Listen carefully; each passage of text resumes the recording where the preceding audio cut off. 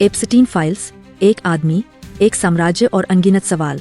अगर किसी दिन आपको बताया जाए कि दुनिया के सबसे ताकतवर लोग एक ऐसे आदमी से जुड़े थे जिसका कोई साफ बिजनेस नहीं था, फिर भी उसके पास प्राइवेट जेट, निजी द्वीप और सत्ता के दरवाजों की चाबियां थीं, तो क्या आप यकीन करेंगे? यह कहानी है जेफरी एप्स्टीन की। लेकिन यह सिर्फ एक आदमी की कहानी नहीं है, यह उस सिस्टम की कहानी है जहां पैसा, ताकत और चुप्पी सच से ज्यादा मजबूत हो जाती है। जेफरी एप्स्टीन न कोई बड़ा कॉलेज पास आउट, न कोई मशहूर बिजनेसमैन, फिर भी 1970 के दशक में वह न्यूयॉर्क के एलीट सर्कल में पहुंच चुका था। शुरुआत एक स्कूल टीचर के रूप में, फिर अचानक वॉल स्ट्रीट, हेज फंड्स, अरबतियों की दोस्ती। सबसे बड़ा सवाल, उसका असली पैसा आया कहां से? आज भी इसका कोई साफ जवाब नहीं है। एप्स्टीन अकेला नहीं था, वह ऐसे लोगों के बीच उठता बैठता था जो सरकारों को प्रभावित करते थे, नीतियां बनवाते थे और मीडिया को चुप करवा सकते थे। कोर्ट रिकॉर्ड्स में कई राजनेताओं, उद्योगपतियों और रॉयल फैमिली से जुड़े नाम सिर्फ एसोसिएशन के तौर पर सामने आए, न कि अपराध सिद्ध होने के रूप में। यह फर्क समझना जरूरी है। नाम आना दोषी होना, लेकिन सवाल फिर भी रहता है, एक कन्विक्टेड ऑफेंडर इतनी पहुंच कैसे बनाए रख सका? पीड़ितों की गवाहियों के अनुसार लड़कियां, ज्यादातर नाबालिग, पैसे, झूठे वादों और दबाव के जरिए एप्स्टीन तक पहुंचाई जाती थीं। मसाज शब्द असल में एक कवर था, कुछ को आगे और लड़कियां लाने के लिए कहा गया। यही वजह थी कि यह एक सिस्टमैटिक ऑपरेशन बन गया। यह बातें अदालत में शपथ के तहत कही गई है।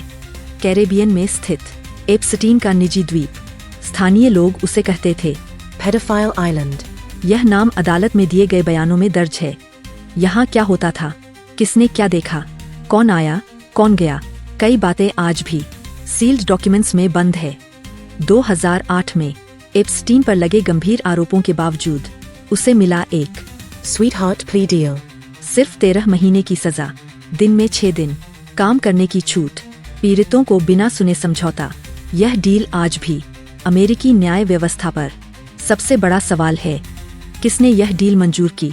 क्योंकि कई सालों तक बड़ी मीडिया कंपनियां या तो चुप रहीं या बहुत हल्के में बात करती रहीं। कुछ पत्रकारों ने बाद में स्वीकार किया कि स्टोरी रोकी गई, दबाव डाला गया। यह चुप्पी इतनी महंगी क्यों थी? 2019 में एप्स्टीन दोबारा गिरफ्तार हुआ।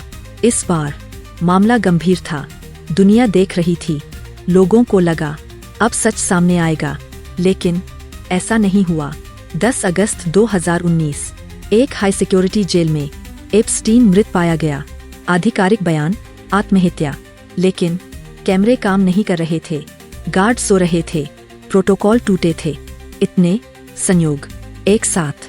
आज भी लाखों लोग इस पर सवाल उठाते हैं। हाल के वर्षों में अदालतों से हजारों पन्नों के डॉक्यूमेंट्स सामने आए, इनमें पीड़ितों के बयान, नेटवर्क की झलक, लेकिन बहुत कम जवाब। कई नाम आए, पर ज्यादातर मामलों में कोई फैसला नहीं।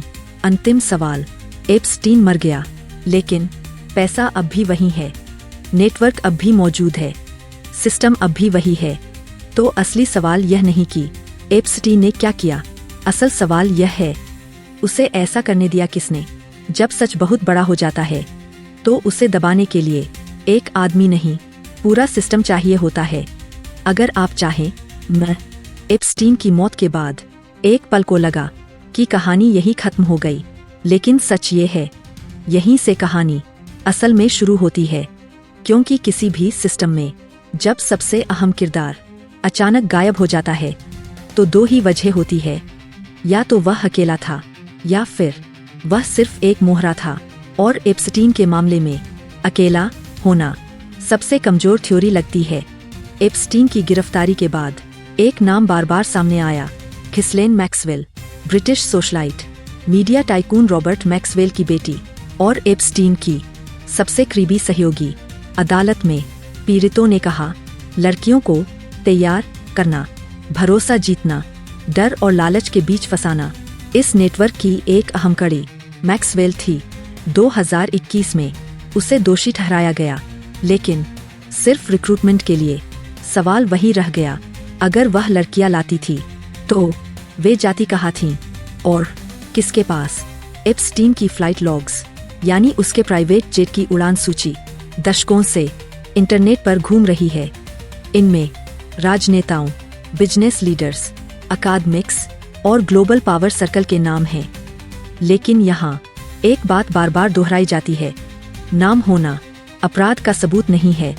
फिर भी सवाल ये है, इतने शक्तिशाली लोग एक ऐसे आदमी के साथ इतनी बार इतने निजी तरीके से क्यों जुड़े? और जब जांच आगे बढ़नी चाहिए थी तो वह रुक क्यों गई? एप्स्टीन की फाइनेंसिंग आज भी सबसे बड़ा रहस्य है। कोई पारदर्शी हेज फंड नहीं, कोई सार्वजनिक निवेश रिकॉर्ड नहीं, कोई नियमित क्लाइंट लिस्ट नहीं। फिर भी अरबों की संपत्ति, tax haven accounts, offshore trusts और अजीब तरह की डोनेशंस। कुछ पत्रकारों ने सवाल उठाया, क्या एप्स्टीन सिर्फ पैसे का मैनेजर था या पावरफुल लोगों के राजों का मैनेजर? क्योंकि ब्लैकमेल दुनिया की सबसे पुरानी करेंसी में से एक है। अमेरिकी खुफिया एजेंसियों से जुड़ा एक और विवाद कभी आधिकारिक रूप से साबित नहीं हुआ, लेकिन कभी पूरी तरह नकारा भी नहीं गया। क्या एप्स्टीन किसी इंटेलिजेंस नेटवर्क से जुड़ा था? कुछ एक्स एजेंट्स ने इशारों में कहा कि ऐसे कंप्रोमाइज ऑपरेशंस दुनिया में नए नहीं है, जहां ताकतवर लोगों को ऐसी स्थिति में डाला जाता है जहां वे जिंदगी भर कंट्रोल में रहें। यह एक आरोप है, एक थ्योरी है, लेकिन जब सवालों के जवाब जानबूझकर अधूरे छोड़े जाए तो थ्योरी जन्म लेती है। मीडिया की भूमिका इस कहानी में सबसे असहज है, क्योंकि कुछ रिपोर्ट्स थीं, कुछ रिकॉर्डिंग्स थीं, कुछ इंटरव्यूज थे, लेकिन उन्हें सालों तक प्रकाशित नहीं किया गया। एक एंकर ने बाद में कहा, हमें बताया गया था कि अगर ये स्टोरी चली तो नेटवर्क को नुकसान होगा। तो सवाल उठता है, नुकसान किसका? एप्स्टीन के मरने के बाद उसके पीजित फिर से गुमनाम हो गए। कोई बड़ा ट्रायल नहीं, कोई सार्वजनिक जिरह नहीं, कोई नामी चेहरों की जवाबदेही नहीं। न्याय कागजों में जिंदा रहा, जमीन पर नहीं। और यही वजह है कि यह केस आज भी खत्म नहीं होता, क्योंकि यह सिर्फ एक सेक्स क्राइम केस नहीं है, यह एक पावर स्ट्रक्चर केस है, जहां अपराध संयोग नहीं, सिस्टम का साइड इफेक्ट बन जाता है, जहां पीड़ितों की आवाज ताकत के शोर में दब जाती है और जहां एक आदमी मर जाता है लेकिन सवाल अमर हो जाते हैं। आज जब भी एप्स्टीन फाइल्स खुलती है तो हर पन्ना एक ही बात कहता है कि हमने शायद सच के दरवाजे तक पहुंच तो बना ली, लेकिन हिम्मत नहीं की उसे पूरी तरह खोलने की, क्योंकि कुछ सच सिर्फ गंदे नहीं होते, वे असुविधाजनक होते हैं। तो आखिरी सवाल आज भी वही है, अगर एप्स्टीन इतना ताकतवर नहीं था तो उसे बचाने में इतनी ताकत क्यों लगी?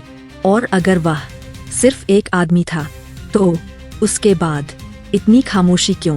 जब सिस्टम खुद कटघरे में हो तो गवाह नहीं मिलते, सिर्फ फाइलें मिलती है।